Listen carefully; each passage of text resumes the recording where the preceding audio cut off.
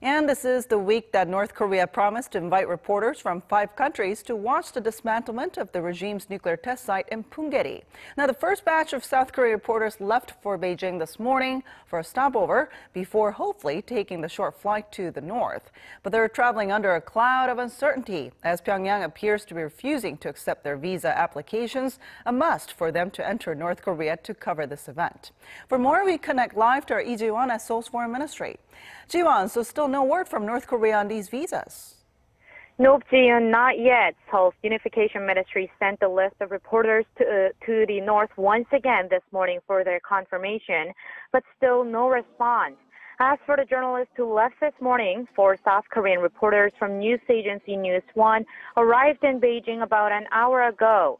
The second group of broadcast reporters will leave Seoul in the afternoon.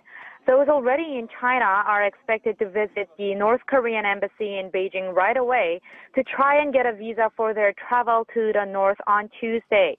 But whether or not they will actually be given a visa remains up in the air, as the North did not accept the list of South Korean reporters or questions on how the event will be arranged, which were delivered through the Panmunjom channel late last week. The sudden rift between the two Koreas comes despite the recent reconciliatory mood. It appears to be due to South Korea-U.S. joint military drills and a former North Korean diplomat who defected to the South, openly criticizing the regime last week at South Korea's National Assembly.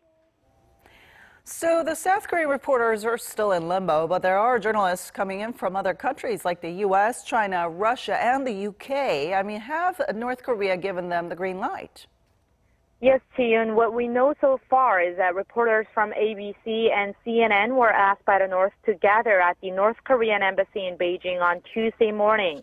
If all goes as planned, the reporters are expected to leave for North Korea's Wonsan-Galma Airport by a chartered plane on Tuesday.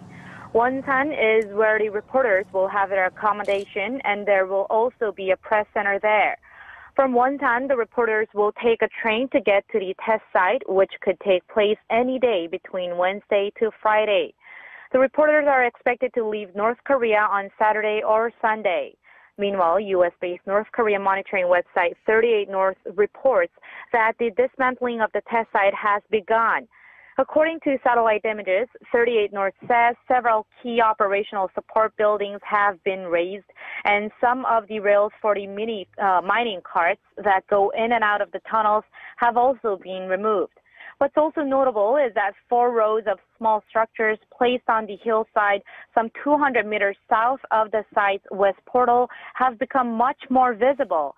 While their purpose remains unclear, it's thought they could have been constructed for the reporters to safely watch the test site being demolished.